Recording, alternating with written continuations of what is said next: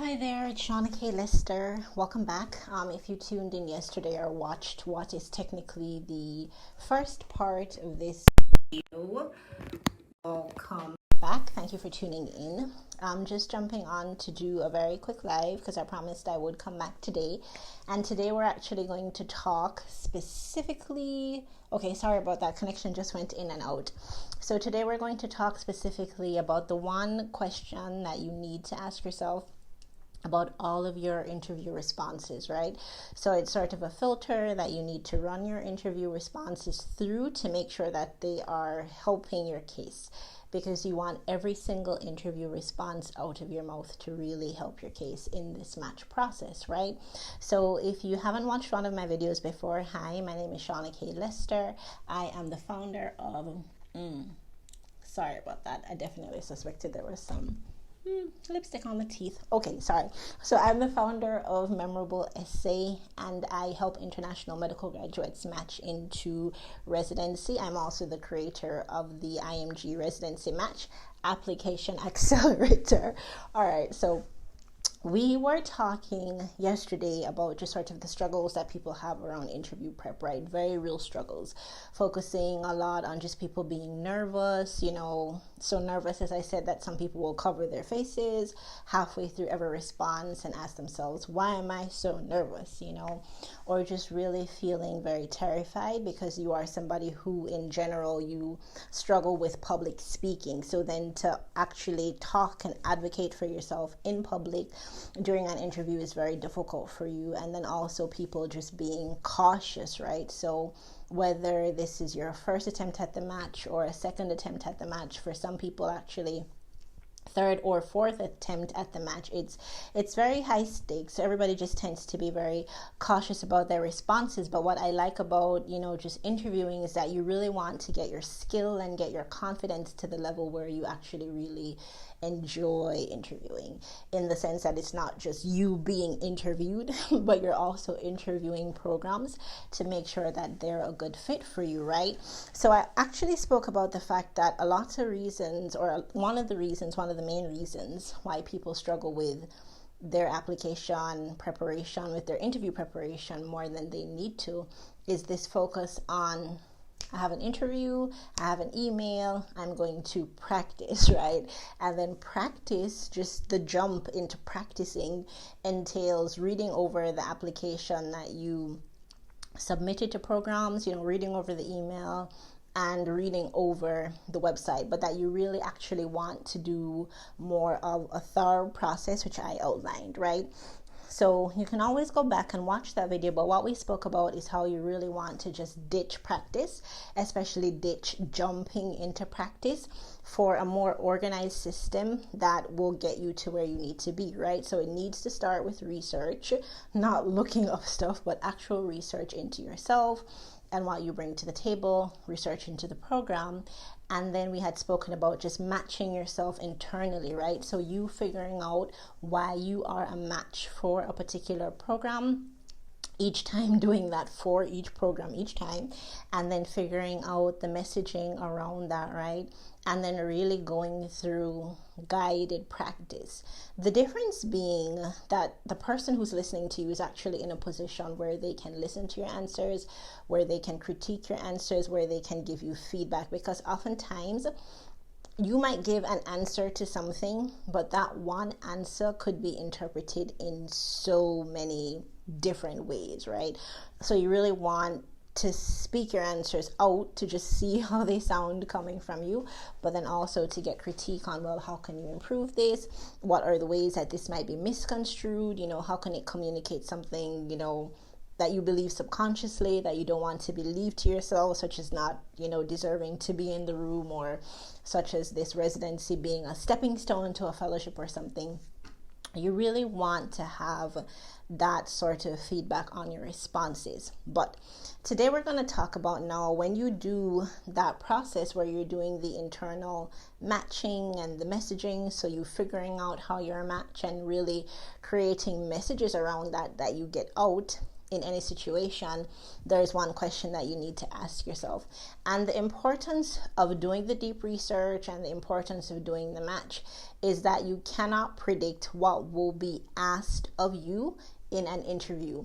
And so the best kind of preparation for an interview, especially for your residency match interview, is where you're really just prepared to think on your feet. So of course you have an answer to the most basic questions that you will be asked. I think personally, I mean, outside of being prepared, I think that just shows respect for people's time, right?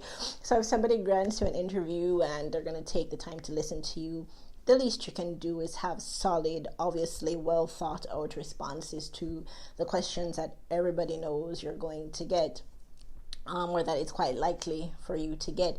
But outside of that and outside of being prepared, you really want to develop this muscle of thinking on your feet and being able to provide informed responses to any questions, as well as being able to ask very intelligent questions. All right.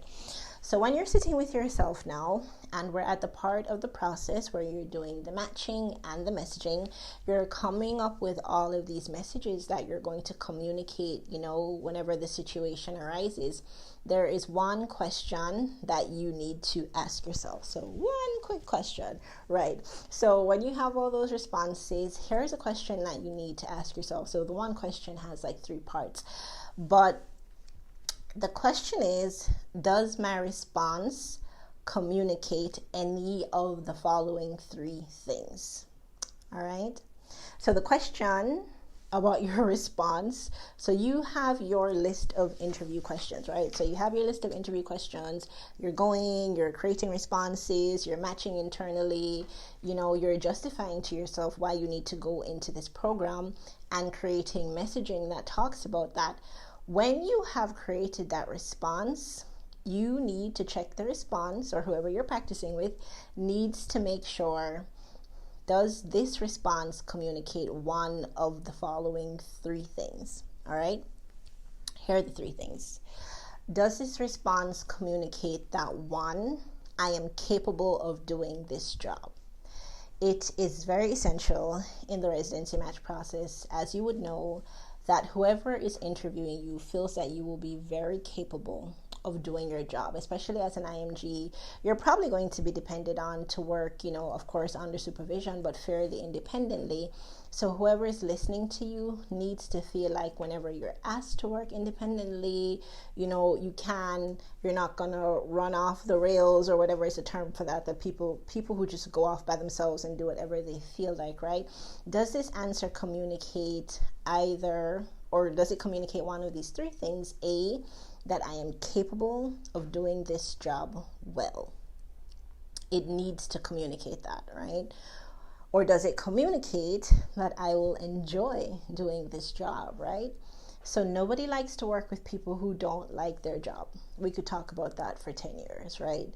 Or they don't like dealing with patients, or this kind of patient, or nobody likes that. Nobody likes being on a team with a team member who doesn't pull their weight. All of those things that roll into and that come along with working with somebody who doesn't love their job, actually, they're pretty difficult, and they really are it's a pain to work with, but it's also a huge pain to manage, right? So is your answer communicating that you know how to do this, that you're competent, that you can do a good job? Does it communicate that you love the job, that you love this field of medicine that you are interviewing for? For people who are applying to specialties as a backup, which is a wise thing, it's a prudent thing on your part, you might struggle with this, or if you truly don't want to do a specialty and it's really a stepping stone for you to a subspecialty, you might struggle with it, but you need to kind of figure it out, because people will always be wondering, are you actually really going to enjoy doing this work? So is your response communicating that you're competent at this job, you can do the work, that you love doing the work? Or does it communicate that you will be a fun and good person to work with, right? That's the other thing. Are people going to enjoy having you around? Are you a fit for the culture, right? Is this a culture where people are always trying to improve quality, always trying to listen to patients, to get feedback, that sort of thing? And are you somebody who you just don't listen, right? Because you have all the answers and you just, you know what needs to be done and you don't listen? Is there a culture of teamwork, and is your spirit more competitive? Are you going to fit in and thus be a joy to work with? So when someone's listening to your interview responses, when a program director, when a fellow, when anybody on the selection committee is listening to these responses, their primary concern is, can you do the job, right? Can you start on the day that they want you to start, and can you do an excellent job? Will you be somebody who brings them into all sorts of problems and brings the program into disrepute, or can you function on your own? But there are various filters that people hear responses through. It's not just I was about to say like a blind listening, but it's not just a random exercise of listening as an interviewer. I know, because I'm an interviewer and I have been for several years across different processes. There's always a criteria, but then there's always a way that people listen specifically to responses to figure out if you are what they need. And those are the main three things that they are thinking about, right?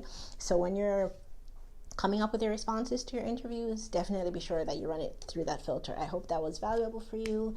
If so, definitely join our Facebook group at the link here in this video, and also share this video with a friend who is preparing for their match interview, who they'd find it useful. All right, till next time, probably next week, we'll talk again. All right, take care. Bye.